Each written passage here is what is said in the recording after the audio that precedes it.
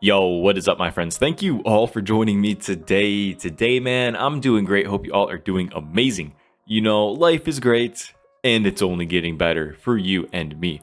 Today, though, man, I got something to talk about today, something I've noticed about myself. And this doesn't just pertain to myself, but this is most likely important for a lot of you guys watching as well. Now, I try not to talk about myself so much on the channel, although I may talk about myself more than I think I do. I'm not sure. But I try to keep the information relevant to the viewer watching my videos, not just me entirely sharing my experience and only that. So, I'll go right into what I want to talk about. You probably read the title. I probably titled it What I Noticed After 2 Years of Celibacy or something like that. And I am coming up on 2 years, 2 months away from 2 years of celibacy. And, the past month, there's something I really noticed about myself that is very much like something I didn't want to recognize, but the programming is still there from my past. And I'm sure it is with a lot of you guys as well.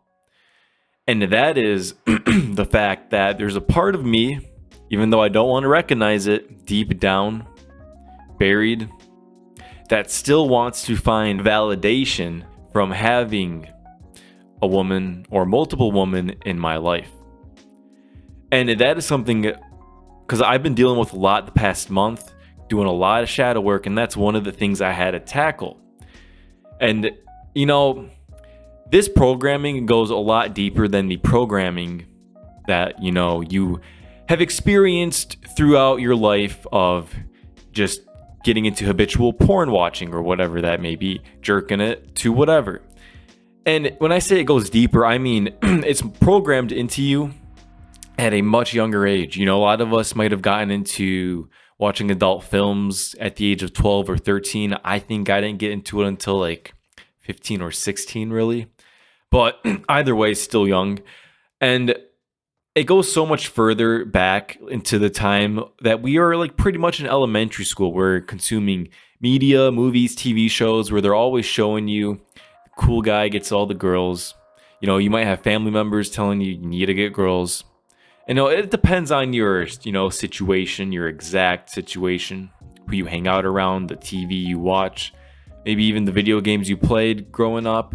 But with a lot of us, we are programmed to think that we need a woman to add value to us. Not to add value to us, but to validate us. That's the word I was looking for. And if not, you're either a loser or a dork that doesn't get girls. And that's pretty much how the programming goes for men. That's at least from the male perspective. And I'm sure it's different from the female perspective, but I'm sure it's similar in different ways.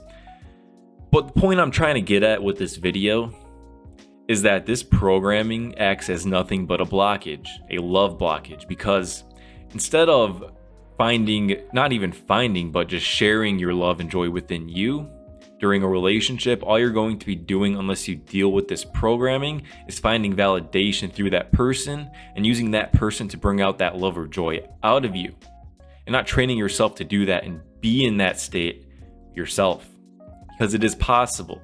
That is probably the most important aspect of celibacy, teaching you how to find the joy within yourself. And a lot of us on this path are doing that exact thing. And I'm going to say right now, in my opinion, it's either, I don't even want to say it's in my opinion, I don't see it any other way. It's either A, you go monk mode for the rest of your life, or 2, you stay monogamous for the rest of your life if you're going to stay strict to your spiritual walk. Because a lot of guys will say, well, I want to sleep with multiple women. And it's spiritually damaging. You're sharing your energies with so many different people, and it's just spreading you thin. It's taking you all over the place, and that's dangerous. And some people might say, that's BS. I don't feel nothing like that when I have sex. And the thing is, the person who wants to say that is probably just not conscious of it. That's just the reality of it. If somebody who's constantly smoking and drinking and doing drugs, you're going to be numb to certain things, like the subtle vibrations, the subtle energies that are swapped during sex. And some people might even want to give me the argument that, well, I only have intercourse with high vibe people. And the thing about that is, once you start having intercourse with just multiple people in general, no matter what, it's going to be extremely hard, if not impossible, to control your lust. And lust is one of the three portals to hell. According to the Bhagavad Gita, you have anger, greed, and lust. Those are the three main portals to hell, and this will bring negativity into your life fast. And ultimately just ruin your connection to divinity. But anyways, guys, that's pretty much the video for today. Any questions whatsoever, drop them down below and I will answer them. Like the video, subscribe if you want to see more content like this, share the video, and if you have any personal questions you do not want to leave in the comment section, my email is in the description down below. But other than that, you guys all have a great day.